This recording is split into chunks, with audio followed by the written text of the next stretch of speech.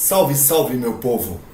Há exatamente 70 anos foi aprovado em Assembleia Geral na ONU, Organização Internacional que acabara de ser criada, o texto da Declaração Universal dos Direitos Humanos. Para que a gente possa entender esse contexto em que a declaração é aprovada, é importante lembrar que o mundo acabara de sair da Segunda Guerra Mundial e começava a vivenciar os efeitos do fenômeno que ficou conhecido como Guerra Fria.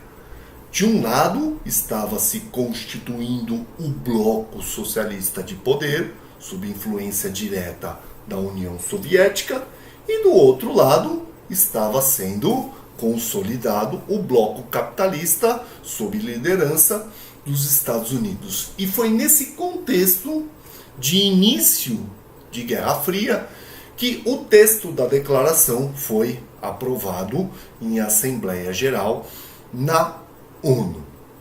E esse texto sofre muitas influências do ideário iluminista que se consolida na Europa durante o século XVIII. O texto da declaração aprovada pela ONU afirma expressamente que todos os seres humanos são livres e iguais em dignidade e em direitos. Ou seja, não existem diferenças fundamentais entre os seres humanos por conta de questões raciais, religiosas, linguísticas ou mesmo de sexo. É importante lembrar que o conceito de gênero ainda não havia surgido naquela época da década de 1940. De lá para cá, esse texto da declaração foi traduzido para mais de 500 idiomas e influenciou as constituições de vários países, inclusive o Brasil. Se você pegar o texto da Constituição brasileira, promulgada lá em 1988, você vai ver que ele apresenta muitas afinidades, muitas identidades com o texto da declaração aprovada pela ONU em 1948. É importante lembrar que naquele momento a ONU era formada apenas por 58 países, dos quais 10 se recusaram a assinar o texto da declaração. Dentre esses que não assinaram, muitos deles eram países socialistas, inclusive a própria União Soviética se recusou a assinar o texto da declaração no momento em que ela foi aprovada.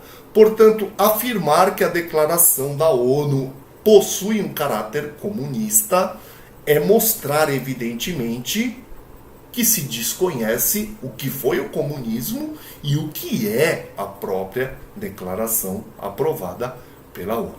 Certo? Agora, no que diz respeito às conquistas em relação aos direitos humanos, historicamente, é importante ressaltar o papel relevante que os feminismos tiveram. Quando eu falo feminismos no plural e não no singular, não é por acaso. As próprias militantes do movimento feminista estão percebendo cada vez mais que esse movimento ele é heterogêneo. Ele é constituído por vários segmentos femininos diferenciados, que possuem pautas, reivindicações específicas. E essas diferenciações existem porque o próprio segmento feminino é atravessado por dimensões não só de gênero, como também de classe e de raça. Portanto, existem feminismos dos mais diferentes tipos. Existe um feminismo negro, que vem conquistando um espaço cada vez maior no movimento feminista de uma forma geral. Existe um feminismo trans, no qual esse segmento específico luta para garantir a si o reconhecimento de ser fundamentalmente feminino. Existe um feminismo de classe média, ou como os comunistas antigamente diziam, um feminismo pequeno burguês ou burguês, formado por mulheres brancas que possuem um poder aquisitivo mais elevado. Ou seja, existem diferentes tipos de feminismos. Ou seja, o movimento feminista cada vez mais vem se caracterizando por essa heterogeneidade. E as militantes do movimento feminista valorizam essa diversidade, reconhecem essas diferenças. No entanto, têm de enfrentar cada vez mais o desafio de conseguir articular essas diferenças para traçar um rumo que consiga consolidar fundamentalmente os interesses do segmento feminino de uma forma geral. Então essa heterogeneidade não é nem boa nem ruim. Ela possui aspectos positivos, mas também possui aspectos que exigem das militantes um esforço maior de articulação. Certo? Como a nossa videoaula tem como eixo central a questão dos direitos humanos, nós aqui vamos tratar apenas das conquistas que os feminismos realizaram historicamente em favor do segmento feminino de uma maneira geral.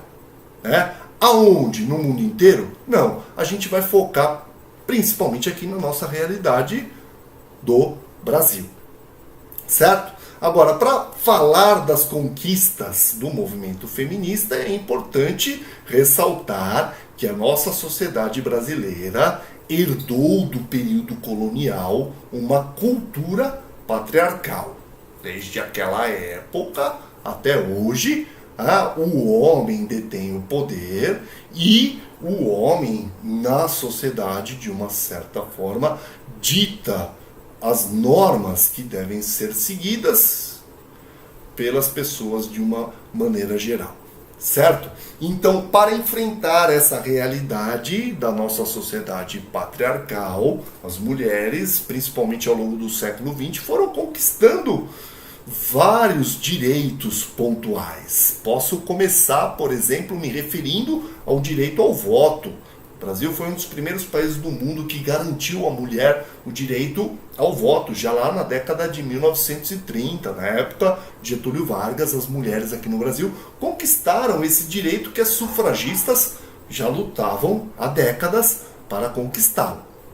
Tá? Mas é sobretudo durante a abertura política no final da ditadura militar, é sobretudo durante o período da redemocratização, principalmente na década de 1980, que os movimentos feministas conseguem se articular e conseguem transformar a sua agenda em uma agenda aceita institucionalmente. É a partir da década de 1980 que as mulheres conquistam direitos que são reconhecidos pelas autoridades constituídas. Certo? Vou citar, por exemplo, o Programa de Assistência Integral à Saúde da Mulher, que foi criado em 1983, garantindo à mulher uma assistência médica de saúde pública que, de fato, deu a ela, conferiu a ela direitos que até então ela não possuía. 2 anos depois, 1985, começam a surgir no Brasil as delegacias especializadas de atendimento à mulher. São as famosas delegacias de mulheres, nas quais as mulheres, pelo menos teoricamente, podem depor, fazer o seu depoimento para delegados ou delegadas femininas que vão dar a ela um atendimento diferenciado, especial. Diferente daquele que ela receberia numa delegacia comum, geralmente dominada por homens. Certo? Lembro também que foi nos anos de 1987 e 88 que ocorre no Brasil a elaboração da nova Constituição. A Assembleia Constituinte trabalhou entre 87 e 88, e foi nessa época que os feminismos entregaram aos constituintes uma carta das mulheres que priorizava reivindicações genéricas e específicas ao mesmo tempo. E essas pressões que as mulheres exerceram sobre os constituintes fizeram com que a nossa Constituição atual de 88, promulgada lá em 88, garantisse a elas direitos que até então elas não possuíam, certo? 10 anos depois, 1997, uma nova lei é criada favorecendo também as mulheres, Essa lei diz que 30% das vagas nas listas partidárias para candidatos a deputados e vereadores devem ser mulheres, certo? Agora, então, 30% dos candidatos para deputados e vereadores tem que ser do segmento feminino, para tentar estimular a presença da mulher nesse poder institucional que foi criado em nosso país, certo? 2006, já durante o governo Lula, a Lei Maria da Penha é criada, uma lei que coíbe a violência familiar e doméstica contra as mulheres, Então, por conta da Lei Maria da Penha, a questão da violência contra a mulher dentro de casa veio à tona e casos a esse respeito estão sendo devidamente investigados, apurados, e os responsáveis, queremos nós, estão começando a ser punidos, certo? 2013 surge a PEC 72, que garante às empregadas domésticas os mesmos direitos trabalhistas que os trabalhadores comuns já possuíam. 2 anos depois, 2015, surge a lei do feminicídio, uma lei que trata o feminicídio como modalidade de homicídio qualificado, ou seja, o feminicídio passa a ser encarado dentro do rol de crimes hediondos. Ou seja, o que a gente percebe, pessoal? Que ao longo dos últimos anos, ao longo das últimas décadas, esses movimentos feministas vêm se articulando e vêm conquistando uma projeção política e social cada vez mais forte. E por conta dessas pressões, por conta dessas lutas, as mulheres, de uma forma geral, estão conquistando direitos que até então não possuíam. No entanto, como Newton já sabia, toda ação possui uma reação. Uma filósofa feminista chamada Márcia Tiburi afirmou recentemente, com muita propriedade, que a ascensão do movimento feminista no debate político atual tem como corolário, tem como consequência um avanço contrário do reacionarismo. Ou seja, segmentos conservadores, reacionários da sociedade que não aceitam essas reivindicações que as mulheres estão fazendo, tendem a se articular para tentar conter esse avanço das conquistas sociais que as mulheres vêm realizando. E eu acho que as eleições deste ano mostram que esse avanço do reacionarismo de fato está se consolidando. A mesma filósofa Márcia Tiburi diz que, diante desse avanço reacionário, seria necessário às militantes do movimento feminista se articularem, resistirem para garantir a manutenção das conquistas já realizadas e para fazer com que o movimento que veio para ficar consiga crescer e se fortalecer. Galera, é o seguinte, nesta videoaula eu ressaltei apenas as questões das conquistas dos movimentos feministas nos últimos anos. Mas na minha atividade, que será publicada no site Matemática e Afins, o fenômeno dos feminismos é analisado de uma maneira muito mais aprofundada.